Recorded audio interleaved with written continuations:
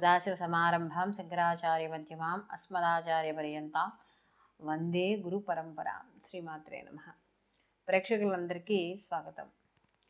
28/12/2023 నుండి 5/2/2024 వరకు కుజుడు తన స్వక్షేత్రాన్ని వదిలి తన మిత్రక్షేత్రమైన ధనుస్సు రాశిలోకి సంచారం చేయడం అనేది జరుగుతోంది. ధనుస్సు రాశికి రాశాధిపతి వచ్చి గురువు అయితే, ఈ కుజుడు వెళ్ళి యొక్క మూల 4 పాదాలు, అలాగే పూర్వాషాఢ 4 పాదాలు, ఉత్తరాషాఢ 1వ పాదం మీద ఈయన ఈ 5వ తారీఖు వరకు, అంటే ఫిబ్రవరి 5 వరకు ఈయన సంచారం చేయడం అనేది జరుగుతోంది. అయితే ఇక్కడున్న నక్షత్రాల్లో కానీ చూసుకుంటున్నప్పుడు ఈయనకి మూలా నక్షత్రము, అలాగే మనకి ఉత్తరాషాఢ నక్షత్రానికి వచ్చేటప్పటికి వీళ్ళిద్దరికీ మిత్ర నక్షత్రాలే కాబట్టి, అంటే ఆ యొక్క గ్రహాధిపతులు వచ్చే మిత్రులే కాబట్టి ఎక్కువ శాతం వీళ్ళకి అనుకూలంగా ఉండడం అనేది జరుగుతుంది. కాబట్టి ఈ యొక్క కుజుడు ధనుస్సు రాశిలో సంచారం చేయడం వల్ల ద్వాదశ రాశుల వారికి ఎటువంటి శుభ ఫలితాలు ఉండబోతున్నాయి, ఎటువంటి పనులు చేయవచ్చు, ఎటువంటి అశుభ ఫలితాలు ఉంటున్నాయి, ఎటువంటి పనులు చేయకూడదు అనే విషయాన్ని ఇక్కడ మనం తెలుసుకుందాం. ధనుస్సు రాశి వాళ్ళకి చూసుకుంటున్నప్పుడు వీళ్ళకి జన్మలోనే కుజుని యొక్క సంచారం.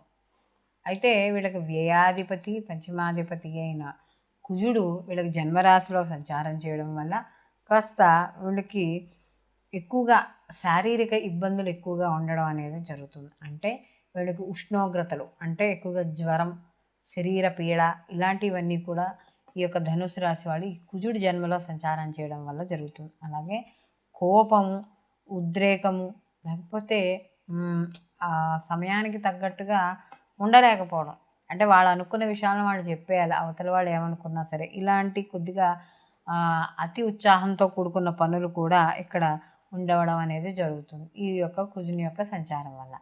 అలాగే వీళ్ళకి జన్మలో ఎప్పుడైతే ఈ యొక్క కుజుడు మిత్రక్షేత్రం అయినా కూడా జన్మరాశిలో ఎప్పుడైతే సంచారం చేస్తున్నారో ఈ కుజుడికి సంబంధించిన, అంటే విద్యుత్ ఘాతకాలు కానీ, లేకపోతే ఏదైనా ఒక ఎలక్ట్రీషియన్ పని చేస్తున్నామో, లేకపోతే గోడలు చల్లగా ఉంటాయి, ఇప్పుడు వర్షాకాలమనో ఇలాంటప్పుడు చలికాలం అప్పుడు ఏమవుతాయి, గోడలు చల్లగా ఉంటాయి. ఒక్కోసారి ఆ గోడలు చల్లగా ఉన్నప్పుడు లైట్గా షాక్ కొట్టే అవకాశాలు ఇలాంటివి ఉంటూ ఉంటాయి.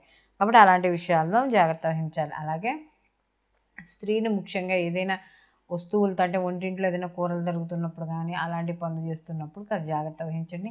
లేదా ఎవరైనా మగవాళ్ళు ఈ యొక్క కత్తులు, కటార్లు, లేదా పనిముట్లు, లేదా ఏదైనా పదునైన వస్తువులు వాడేవాళ్ళు, ఇలాంటి పనులతో ఉన్నవాళ్ళు, వృత్తి ఉద్యోగాలు వాళ్ళు అలా ఉంటే అలాంటి వాళ్ళ విషయాలు మాత్రం, అంటే మిషనరీల దగ్గర పనిచేస్తూ ఉంటారు కదా, అలాంటి వాళ్ళు మాత్రం కొద్దిగా జాగ్రత్త అనేది వహించాలి. లేకపోతే ఇక్కడ మనకి కత్తుల వల్ల కానీ, లేదా కాలిన గాయాలు కానీ ఇలాంటి శరీరం మీద కాస్త ఇబ్బంది పడే అవకాశం అనేది కనబడుతుంది. అలాగే ఇక్కడ కొద్దిగా శారీరకానికి సంబంధించిన ఇబ్బందులు, ఇలాంటి ప్రాణాలకు సంబంధించిన ఇబ్బందులతో కూడా బాధపడుతూ ఉండడం అనేది జరుగుతుంది. అలాగే ఇక్కడ ముఖ్యంగా బంధువుల యొక్క విరోధాలు, బంధువుల వల్ల, అంటే ఏ మాటన్నా అనకపోయినా కూడా ఇక్కడ కాస్త వాళ్ళ వల్ల ఇబ్బంది పడే సూచనలు, ఇలాంటి కుటుంబ పరంగా ఇబ్బందులు, కలహాలు ఇలాంటివి కూడా ఏర్పడతాయి. అయితే ఒక్కోసారి ఇలాంటి వాళ్ళు ఏమనిపిస్తుంది అంటే, ఎంత మంచి చేసినా కూడా చెడుగానే అనిపిస్తుంది కదా, కాబట్టి ఎందుకు మంచి చేయాలనే ఒక్కోసారి ఆలోచనలు కూడా చెడుగా వెళ్ళిపోయే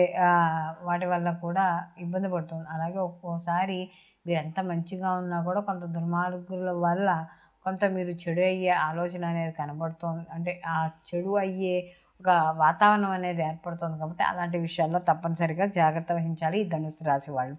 అలాగే ముఖ్యంగా ఇక్కడ కుటుంబ పరంగా కూడా చిన్న చిన్న మనస్పర్ధలు, లేదా కుటుంబ పరంగా విలువ లేకపోవడం, ఇలాంటివన్నీ కూడా, అంటే మీ మాటకి విలువ తగ్గడము, ఇలాంటి విషయాలన్నీ కూడా ఈ యొక్క ధనుసు రాశి వాళ్ళకి కుజుని యొక్క సంచారం వల్ల కనపడుతూ ఉంటుంది. అయితే ఇక్కడ గురువు యొక్క వీక్షణ ఉండడం వల్ల కాస్త ఎంత మిమ్మల్ని దుర్మార్గుల్ని చేయాలనుకుంటున్నా, ఎంత మిమ్మల్ని పరువు తీయాలనుకుంటున్నా కూడా ఎక్కడో అక్కడ గురువు యొక్క అనుగ్రహం ఉండడం వల్ల ఈ యొక్క కుజుడు జన్మలో సంచారం చేస్తున్నా కూడా అంత తీవ్రత అనేది ఇక్కడ ఉండకపోలేకపోవచ్చు. కాబట్టి కొంతవరకు అనుకూలమైన ఫలితాలు ఉంచడం అనేది జరుగుతుంది. అలాగే వీళ్ళు మరిన్ని మంచి ఫలితాలు పొందడానికి ఈ యొక్క ధనుసు రాశి వాళ్ళు ప్రతిరోజు కూడా సుబ్రహ్మణ్య ఆరాధన చేసుకోవడం, మేము సుబ్రహ్మణ్య ఆరాధన చేసి ఇలా మేము స్తోత్రాలు పారాయణలు చేయలేము అని అనుకున్నవాళ్ళు ప్రతిరోజు మీకు దగ్గరలో ఉన్న సుబ్రహ్మణ్య స్వామి గుడికి వెళ్ళడము, అలాగే హనుమాన్ చాలీస పారాయణ చేసుకోవడం, హనుమాన్ చాలీస పారాయణ మాకు చదవడం రాదు చేయలేని వాడు అనుకున్నప్పుడు మంగళవారాలు ఒక 7 మంగళవారాల పాటు ప్రతి మంగళవారం కూడా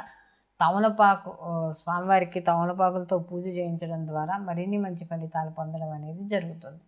అయితే ఇప్పుడు మనం ఈ కుజుని యొక్క సంచారం వల్ల ద్వాదశ రాశుల వారికి ఏ విధంగా ఉంటుంది అనే విషయాన్ని మనం తెలుసుకున్నాం కదా.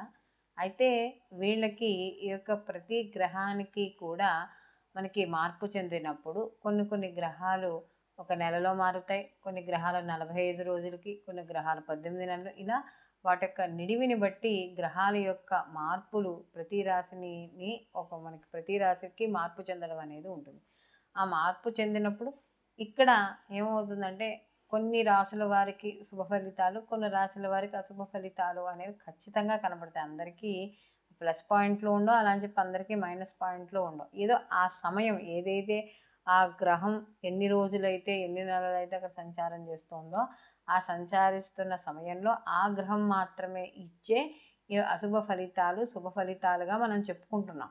అయితే కానీ పూర్తిగా ఇవే ఫలితాలు పూర్తి స్థాయిలో ఉంటాయి అని చెప్పుకుందుకు లేదు. ఎందుకంటే దీంతో పాటుగా జన్మరాశి ఫలితాలు కూడా ఉంటాయి, అంటే మనం వ్యక్తిగత జన్మజాతకాలు కూడా ఉంటాయి. కాబట్టి దీనితో పాటు వాటిని కూడా పరిశీలనలోకి తీసుకోవాలి ఈ యొక్క రాశులతో పాటు. కాబట్టి ఈ యొక్క మనం ఇందాక చెప్పుకున్నవన్నీ కూడా మీకు గోచార ఫలితాలతో పాటు మీ జన్మజాతకానికి కూడా అనుసంధానం చేసుకుంటూ మాత్రమే ఈ యొక్క మీరు ఈ యొక్క వాటిని పరిశీలనలోకి అనేది తీసుకోవాలి.